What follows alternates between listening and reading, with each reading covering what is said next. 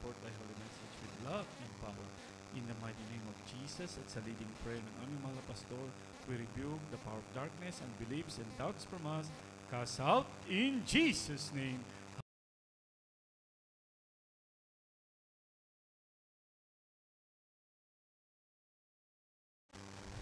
Purihin natin pinakamala Panginoon, ang pinakamataas na pagpupuri, pagsamba, pagluwalhati, walang iba muli sa ating pinakamalang Panginoong Isus po lamang na siya nating pinasasalamatan, sinasamba sa Espiritu at katotohanan at ganun din, dobleng paggalang at bati sa ating pinamahalig na galang Pastor Willie Estrada Almeida, the man of God and then prophet of our loving God, and we also remember a born-again Christian. Amen. And we are constantly in a spiritual battle. That's why ating pag-usapan ay warfare. Why spiritual? Amen. Because we are born in spirit. When we are not Christian yet, when we were not born again, mga minamahal, and we don't care, mga minamahal, whatever things happen, mga minamahal, amen. We don't have any regret if we committed sin, amen. Whatever sins that we are doing, because we are slave of the sin, amen. But when we came to know our dearest Jesus, amen, we are born not of the will of the flesh or nor of the blood, or the blood, but of the Spirit, amen. We are now, amen, in spiritual, amen, life. We are living in spiritual life, amen. We apply the Word of God as the Bible said, amen. Set your affection not on the things below or beneath, but on above, which is heaven, which is spiritual things. Amen. In the book of John chapter 1, verse 13, it explains, mga minamahal, that we were not born of the flesh or not the will of man, but of God. John 1:13, which were born not of blood, nor of the will of the flesh, nor of the will of man, but of God. So it's very, very clear that it was explained not of the flesh or the blood or the will of man, but of God. That means we are now, amen, a child of God. Amen. Before we are a child, mga minamahal, we are not a child of God. We are always, mga minamahal, following the leading of the God of this world. Amen. We are slave of the sin. Sa Tagalog po ating basahin, mga minamahal. Ebanghelyo ayon kay Juan, kapitulo 1, versikulo 13. Na mga pinanganak ay hindi sa dugo, hindi sa kalooban ng laman, hindi sa kalooban ng tao, kundi ng Diyos. Amen.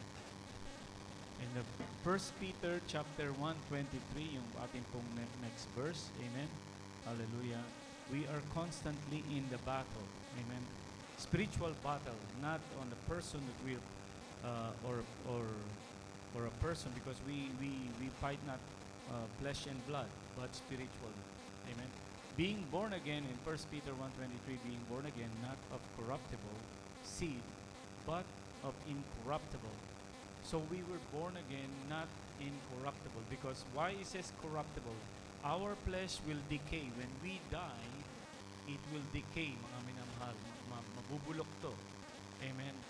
But of incorruptible, that means our soul, amen, that was being born again, mga minamahal, by the word of God, which liveth and abideth forever.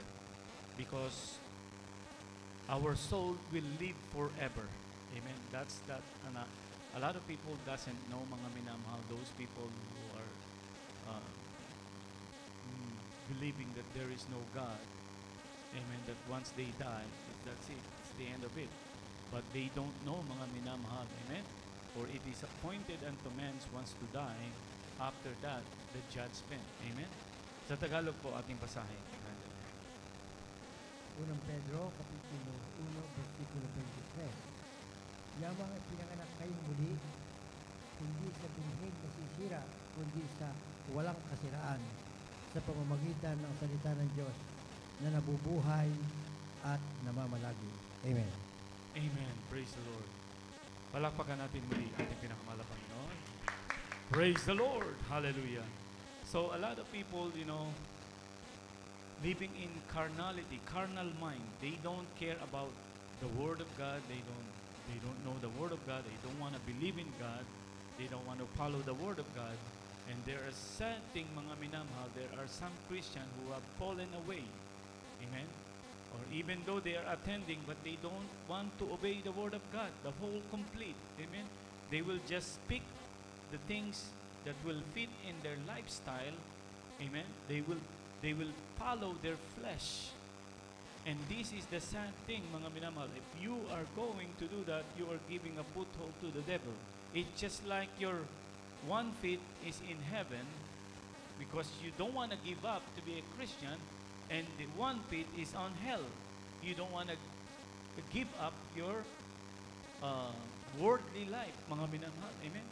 Because there are some things that you don't want to surrender to God.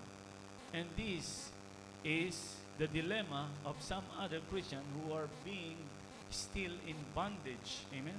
And we could say that these mga minamahal, they are a lukewarm Christian. Amen? That's why our dearest Jesus, hallelujah, sabi niya, I'd rather that you will be hot or you will be cold. Amen? He'd rather to let you become cold Christian or hot Christian. Because thou art lukewarm, I will spew you out of my mouth. Mga minamahal, ibig sabihin, mga minamahal, hallelujah, wala kang integrity, hindi ka tapat sa Kanya, mga minamahal, amen? So, isusuka ka, amen? It's like, He will vomit at you, mga minamahal. This is a thing that is a sad things, mga minamahal, amen? So, don't like to give up their worldly lives, mga minamahal. They are living and serving God 50-50. Sabi nga, amen, kalahati lang ang aking maibibigay. Amen. Because I cannot, I want to fit into this lifestyle because it gives me happiness and joy. And yet, masaya rin maglingkod sa mahal na Panginoon. Mga mahal mali. Ang bagsak mo, mga minamahal. Amen. You will end up in hell then dahil isusuka ka na mahal na Panginoon. When the Lord spew you out of His mouth, mga minamahal, ang sasalo sa iyo. Amen. Who will catch you? The devil. Amen? Because the devil, walang bawal. Amen? You can do whatever you want, mga minamahal. Amen? Maglasing ka, makiapit ka, mangalunya ka, magnakaw ka, magsinungaling ka, and all the work of the flesh, mga minamahal. Amen? So, that's why we are, what we are studying now, we are constantly in battle. Now, when you become a real Bible-believing Christian, you are now in spiritual battle. Amen? Because your mind and your lifestyle will be different. You are delivered from the bondage of the devil. And that is the problem of the devil. They will strive to take you back. That is their job. Amen? A real Bible-believing Christian, mga minamahal, is always in the spiritual battle. When your mind is renewed, as you attending church, mga minamahal, and you are learning, oh, that's what the Bible said. I have to give my touch and love of it. I have to attend, I have to fast, I have to pray. I have to live a holy life. Yung gusto mong dating kapag ka mainit ang panahon, nakahubad ka sa mga kalalakihan, sa mga kababaihan naman. Amen. Kapag may party, make-up, jewelry, pantalon, mga minamahal, hindi na po natin ginagawa yan. Amen. Because we are now, amen, a new creature. Amen. As the Bible said, if any man be in Christ is a new creature, all things were passed away. Behold, all things are become new. Amen. And the enemy will try to take you back because the Holy Spirit of God is in you and it has a fruit, mga minamahal. In Galatians chapter 5, 22-23, amen, the enemy will try to destroy you. But the fruit of the Spirit is love, joy, peace, long-suffering, gentleness, goodness, faith. Amen? Yan po ang fruit ng Holy Spirit. Meekness, temperance. Against such, there is no law. Basahin natin sa Tagalog. Mga taga-Galatia, Kapitulo 5, versikulo 22 at 23. Datapwat ang bunga ng Espiritu ay pag-ibig, katuwaan, kapayapaan, pagpapahinuhod, kagandaan loob, kabutihan, pagtatapat, 23, kaamuan, pagpipigil, laban sa mga ganyang bagay ay walang kautusan. Amen. Amen. The devil hates that, mga minamahal. When you have love, mga minamahal, when you have joy and peace, he cannot penetrate your mind. Amen. Because the love of God is in your heart. The Holy Spirit of the Lord is in you. And then, the enemy will keep trying to destroy you because of that fruit. Amen. Because since before you came to know our dearest Jesus, there is a fruit that is in you too. In Galatians 5:16, mga minamahal, amen, the work of the flesh, which has come from the devil, the influence of the devil, where we are in bondage, amen, is gone in you, mga minamahal, and he will try to put it back into your life. Amen. That is their job. Because they want more people to go to hell. That is the sad thing. If they don't care to those people who are drunkards, those people who are not know our dearest Jesus, amen, they will attack those people who are born again Christian. They will try to take it back. That's why there is temptation. Jesus always said, mga minamahal, amen, always remember what he said. Amen. Watch and pray that you enter not. Amen. That you enter not. Why? Because the devil is always giving you an invitation, a temptation, amen, to go back to sinful life. And what is our dearest Jesus warned? Amen. Watch and pray that you may enter not. Because wide and broad is the way to enter into temptation. Malawak. Masikip ang papunta sa langit. It's so narrow to go to heaven. It's so narrow. You have to obey. You have to follow. You have to follow the rules. Amen. What God had said us, the 10 Commandments and all the rest of the commandments of our dearest Jesus that was instructed to the apostles. That's why we were called apostolic Christian. We follow the apostles' doctrine, the teaching. Amen. So it's hard. Kaya mga minamahal, sometimes you thinking about it's so much easier to watch TV. It's so much easier to open your cell phone than to pray and kneel. Have you ever noticed that? It's so easy. To pray and kneel down, you have to really, actually it's easy too, but the devil is attacking you. Amen? Flesh is weak. Spirit is willing. Spirit is willing and want you to pray and fast, worship, but you will notice it is easier to open the Facebook and open the YouTube and watch and relax and sit back and watch TV rather than to worship and pray. Oh, I will go to church tomorrow. It's okay. But you don't know, mga minamahal, sometimes the TV or the program that you are watching, mga minamahal, there is a source of temptation that Satan will use to pollute your mind. Amen? To put virus in your mind. And then suddenly, afterwards, you don't have any more appetite to pray. That is warfare, mga minamahal. You didn't know, mga minamahal, the devil is attacking you. It is giving you, mga minamahal, a weapon. He was attacking you with his weapon to destroy you. But sometimes we are not aware of these things. Hindi natin nanonotice na naka-direct attack na ang demonyo sa atin. Amen? Hallelujah. Did we read already the next verse? Galatians 5:16 to 21. Let's read this, mga minamahal. This is what we do before we came to know our dearest Jesus. This I say then, walk in the Spirit. Amen. Walk in the Spirit. That means pray, fast, worship, attend, obey, walk in the Spirit. That is mean walk in the Spirit. And ye shall not fulfill the lust of the flesh. You cannot fulfill it because you're on fire. You're on fast. Your obedience. Amen. For the flesh lusted against the Spirit, and the Spirit against the flesh. There is a strength that is in you to fight against the lust. If you're prayerful, amen, lagi kang nagwo-worship, lagi kang nagpupuri, lagi kang nananalangin, nagbabasa ka ng Biblia, amen, You're giving importance to spiritual things. So, when these things lasted against the spirit against the flesh is no match. Amen? Nakapasting ka. Mahina ang katawan mo, but your spirit is strong. And these are contrary the one to the other so that you do not do the things you would want to do. Yung flesh na gagawin. Amen? So it will not do. Galatians 5:18, but if ye led of the Spirit, ye are not under the law. Now the work of the flesh is this, are manifest, which are these: adultery, fornication, uncleanness, lasciviousness. Yung mga dating mga minamahal ginagawa ng mga unbeliever, pabalik sa iyo: idolatry, witchcraft, hatred, variance, emulation, wrath, strife, sedition, heresies, envying, murders, drunkenness, rebelling, and such like of the which I tell you before, as I have also told you in time past.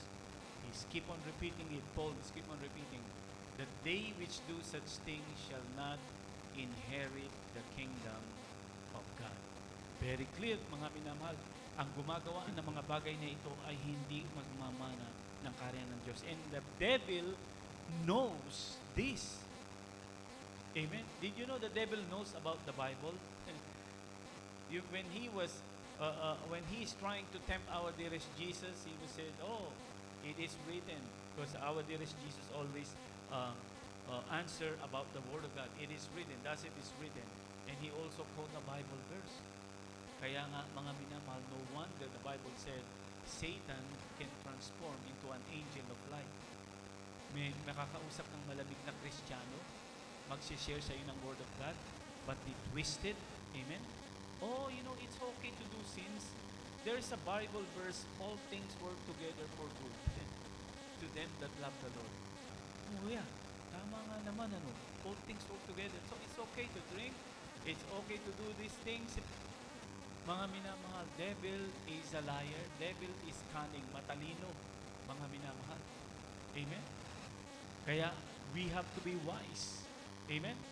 Direct attack of the enemy, hallelujah, is stopping us from doing the things which is right.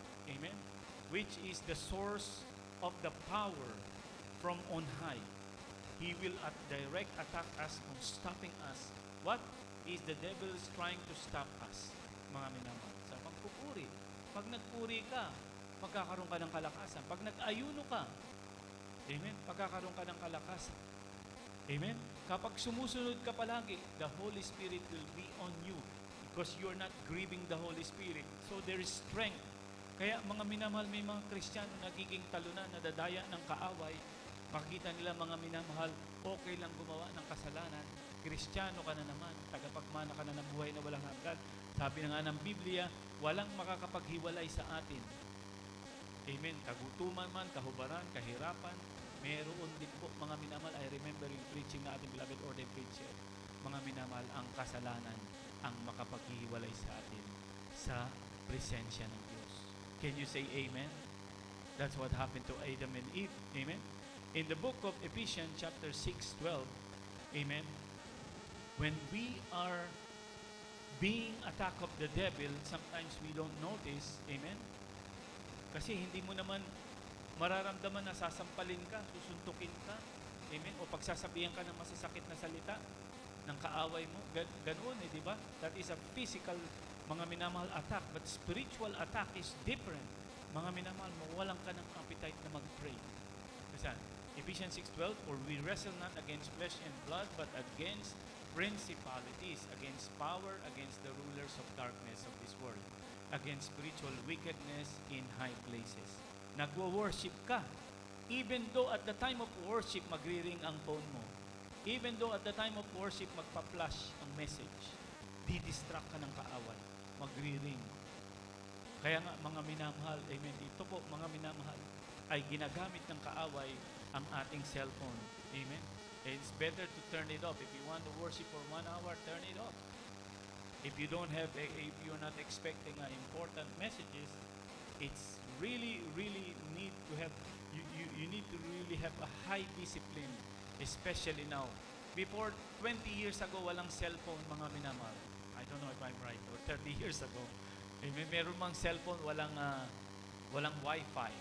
You just going to receive, amen, or send a message or call. Walang masyadong distraction. Ngayon, we are really in a real battle because the enemy is using the technology. Amen. He's taking advantage to us, mga minamahal, para gamitin ito. And really, really, mga minamahal, the sad thing sa lahat, especially sa mga kabataan, kung walang nagtuturo, mga minamahal, they don't know. The young people, if they are not being guided, mga minamahal. Did you know before, people who are bondage of the movies or violence movies or pornography movies, you have to really go to a store or to rent, mga minamahal. But now, it just one click away. One click away, you can watch. Walang censor sa YouTube, mga minamahal. It's really, really sad, mga minamahal, because kaya nga sabi nga ng Biblia, ang sabi ng mahal na Panginoon, pinaiksinan niya yung araw. Amen. Dahil baka kuunti lang maaligtas. It could be that, mga minamahal. Amen. You can notice, mga minamahal, ang bilis ng panahon ngayon. Time was so fast. We are really in the end time. Amen. We wrestle not against flesh and blood, but against principalities.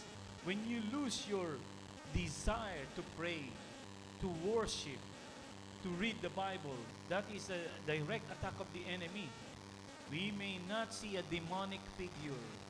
Hindi mo makikita, may sungay, pupunta sa kwarto mo. Amen? It's surely a direct attack when you lose your appetite to pray and worship and read the Bible and attend it. Hindi mo na ako a-attend ngayon. O bakit? O kasi walang sasakyan. O kasi gano'n. Sabi nga, kapag ayaw mo dumalo, maraming dahilan. Pag gusto mong dumalo, naku, maraming paraan. Amen? May kapatiran tayo, mga minamahal. Nag-Uber, mga minamahal, hindi ko nabanggitin. Almost $50 or $60 ang kanyang in-spend sa pagpunta sa gawain. And we were, mga minamahal, nung narinig ng mga kapatiran, nandoon yung kanilang pagkikare. Sige, ihatid na lang natin, napakamahal naman ang binayad niya. Amen? Kaya mga minamahal tayo, may kakayahan tayo, mga minamahal, maghatid, magsundo. Lalo na sa mga kapatiran natin bagong dating galing Pilipinas, wala silang pera, mga minamahal. Amen? Yung pocket money lang nila, baka kung magkano lang. But because of their love for God, mga minamahal, kasi nandun pa yung init nila. I mean, the devil, mga minamahal, job is, mga minamahal, naman lamig tayo. Amen? To get cold serving the Lord. Pero inyo, mga minamahal, may mga kapatiran, may sariling sasakyan, may way, may damit, lahat, ayaw dumalo. Yung baliktad yung mga walang sasakyan, malayo, gustong-gusto dumalo. Bakit? Nandoon yung kanilang eagerness, yung Holy Spirit na mahal na Panginoon naroon pa sa kanila. But we don't know, mga minamahal, maybe they're not aware they were being direct attacked by the enemy na hindi dumalo. Amen? Kapag ka ikaw ay dumalo, nariyan, makapagpatotoo ka, bawat isa sa atin may mga testimonies.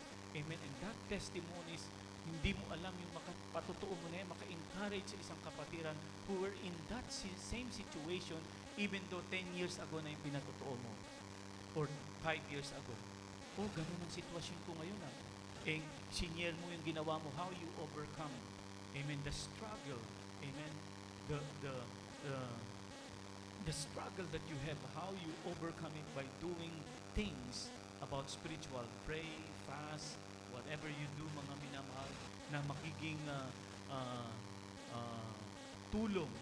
Because, mga minamahal, the message of God is not only through our preaching, amen, but from the testimonies. Amen. Maraming testimonies, maraming nakukonvert sa mga testimonies. Amen. Mga kapatiran ng mga baguhan, naku, pinagaling siya, ako kaya papagalingin. Amen. He was healed. Am I also get healed? I am the same. I have the same sickness as he is. And bisita to, mga minamahal, nagkakaroon sila ng faith. Amen.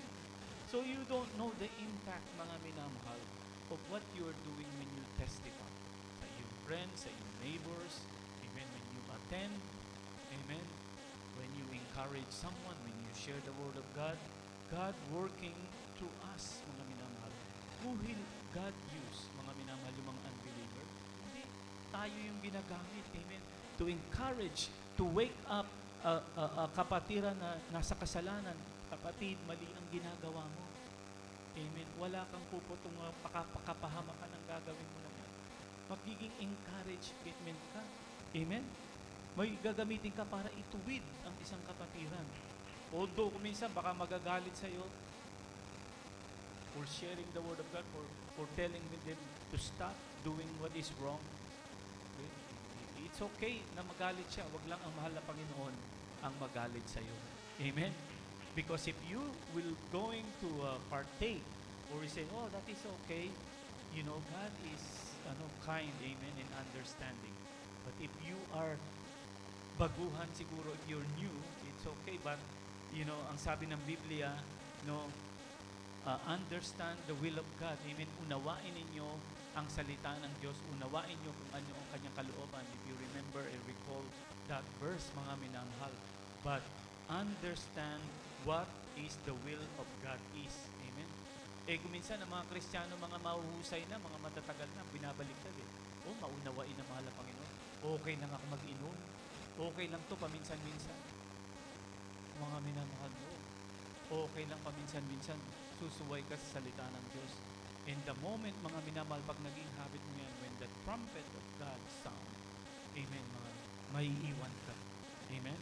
You don't want to be left behind. Amen. Wag, mga minamahal. I'm really scared. When sometimes I'm thinking about, what about if the trump of God will trump at this in next 1 hour, and I am doing things that is not pleasing to God. Amen. Maiwan ka, mga minamahal. Kaya kailangan, amen, sabi nga, always search your heart, guard your heart, always pray that you enter not into temptation. Amen. For we wrestle not against flesh and blood, but against principalities, against the rulers of darkness of this world. Ang trabaho nila, atakihin ka. You may not see a demonic figure. Amen. Ganito, ganyan. But the attack of the enemy is real. In the next verse, mga minamahal, na ating basahin, 2 Corinthians chapter 10, verse, 2 Corinthians chapter 10, verse 3 to 6. Basahin ko natin, mga minamahal. For though we walk in the flesh, we walk in the flesh. Though we walk in the flesh, we do not war after the flesh. Our enemy is unseen. Amen? Another verse. For the weapons of our warfare are not carnal. Amen? Ang weapons daw natin ay hindi carnal, hindi things that we can see. Oh, you know, I'm being punched. I will turn my head on the right side because the left side, the punch is right there. Parang boxing. No, it's not like that. Amen. Weapons of our warfare are not carnal, but mighty to God to the pulling down of stronghold. Pulling down of the stronghold, casting down imagination. The evil imagination that comes to your mind, cast it out. Amen. Yung pinapasukan ka, bubulungan ka ng demonyo, gawin mo yan, that it's okay. O mag-fornicate ka, magganong ka, magmagnakaw ka, magsinungaling ka. Amen. Yan ang bubulong ng kaaway. Casting down imagination and every high thing that exalted itself against the knowledge of God. Against the knowledge of God. Against the Word of God. Ibig sabihin, mga minamahal, ino-overrule ang salita ng Diyos. Amen. That is the work of Satan. And bringing into captivity every thought to the obedience of Christ. Next verse. Having in readiness to revenge all disobedience. Maging ready raw tayo, mga minamahal, to revenge all disobedience that is in us when your obedience is fulfilled. Kaya nga yung obedience natin, mga minamahal, this is our weapon too. When God sees, amen, that you are obedient, the Holy Spirit remaineth in you. Kung disobey ka ng i-disobey, nag-grip mo ang Holy Spirit, wala na. Parang si Saul. Amen? Si Saul walang ginawa. Saul, sinunod ko naman eh. Nakipaggera kami, nanalo nga kami. Ang instruction po, huwag kang kukuha ng mga baka. Bakit may mga baka? O i-offer namin sa mahal na Panginoon niya. Sabi ni Samuel, "As God delighted in the offerings, behold, to obey is better than sacrifice." Can you say amen? Behold, to obey is better than sacrifice. Paki-remain po yung ating Bible verse kasi nabasa pa natin. So, it is very important our obedience. Amen? Sometimes, mga minamahal, natatired ka sa pagsunod. Bakit ganito? Parang wala namang nangyayari. No, mga minamahal. Ang sabi ng Biblia, amen? Hallelujah. If we faint not, amen? If we faint not, we will reap. Amen? If we faint not, if we will reap. Mga minamahal, huwag kayong makapagod. Mga pagod gumawa ng mabuti. Sapagkat, mga minamahal, magkakaroon kayo ng reward. Amen? If we faint not, we will. Hallelujah. Anong sabi doon, mga minamahal? We will reap. Amen? If we faint not. Kapag hindi tayo naglupaypay sa pagsunod sa ating mahal na Panginoon. Amen? Hallelujah. Hindi tayo nangapagod. Huwag mangapagod sa pagsunod sa mahal na Panginoon.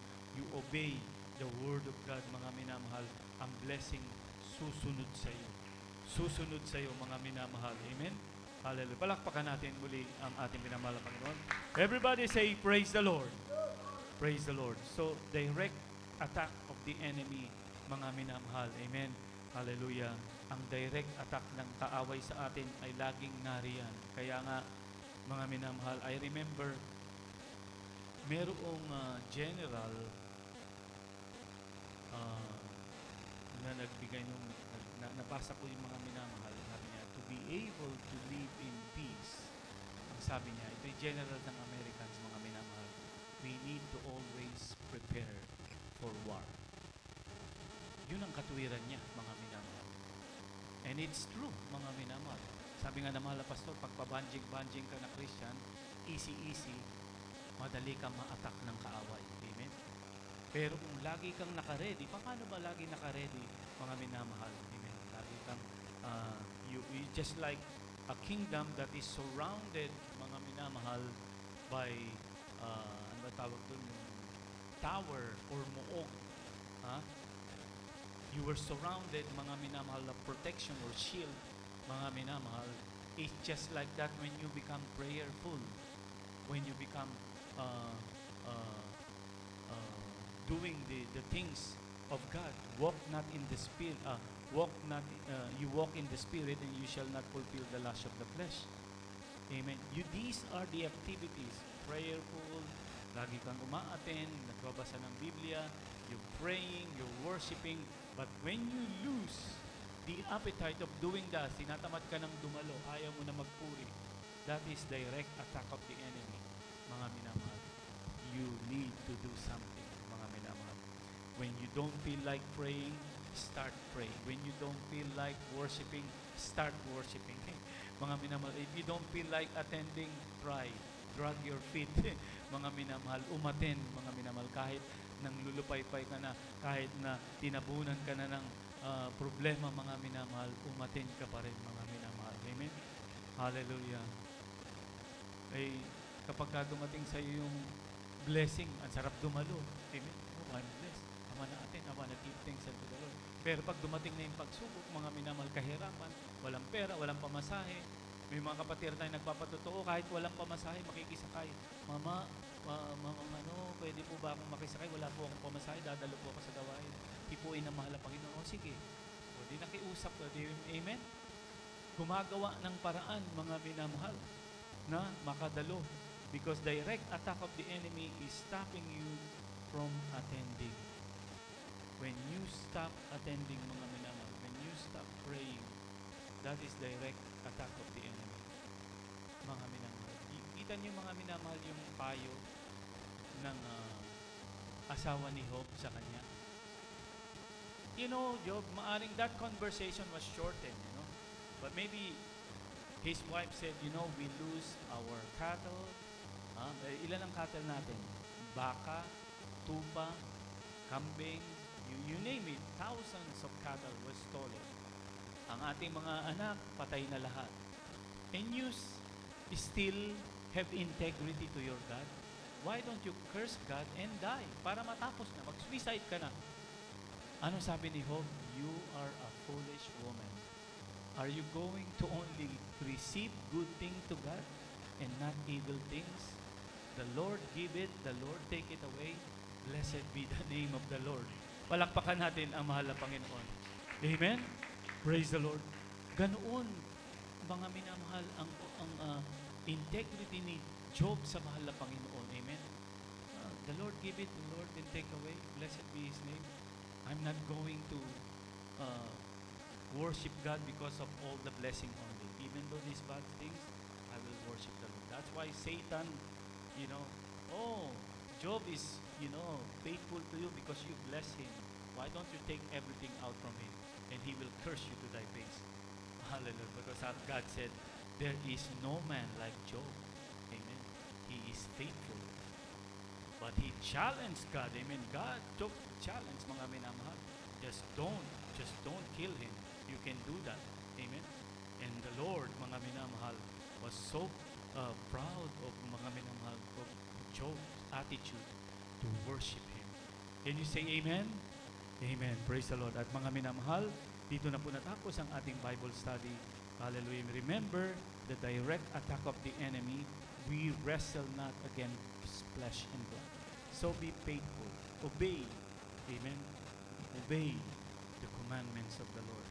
When you obey the commandments of the Lord, when you are faithful, the Holy Spirit will remain in you, in us. The Holy Spirit is the one that defending us, fight for us, shield us from all the works of the enemy. Amen. For we wrestle not against flesh and blood. Hallelujah.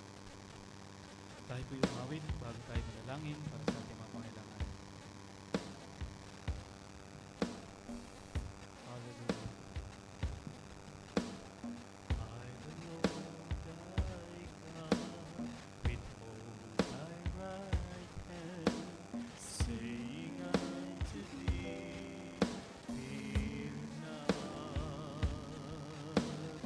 I, the Lord thy God, withhold thy right hand, saying unto thee, fear not. Fear thou not, for I am with thee. Be not dismayed, for I am thy God. I will strengthen thee. Hallelujah. I will help thee. Yes, I will uphold thee with the right hand of my righteousness.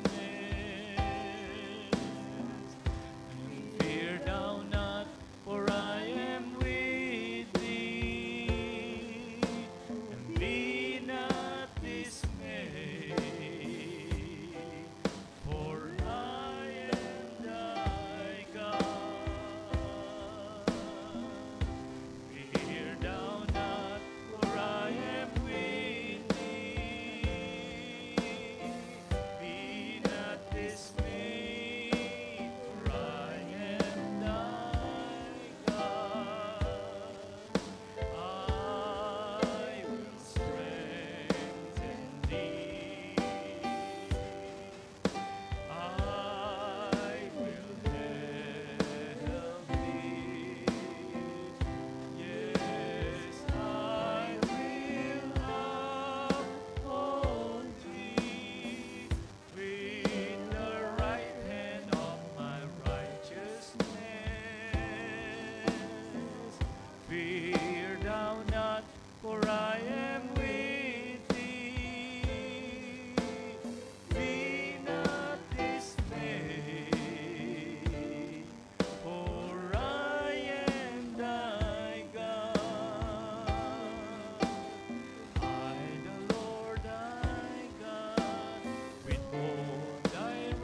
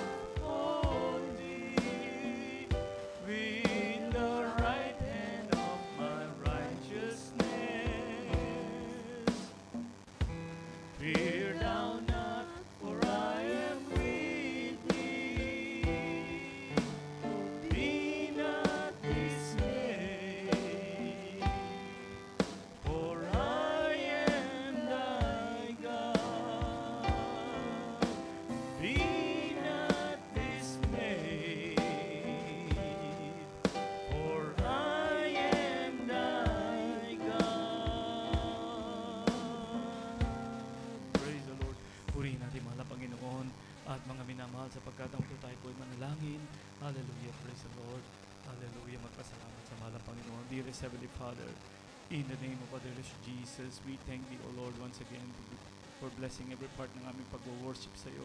Hallelujah. Thank Thee, O Lord, for your holy presence. And we continually pray, mahal na Panginoon, aming beloved pastor, to bless him with a long life, mga minamahal, and healthy, mahal na Panginoon, kanyang kalusugan, aming dalangin.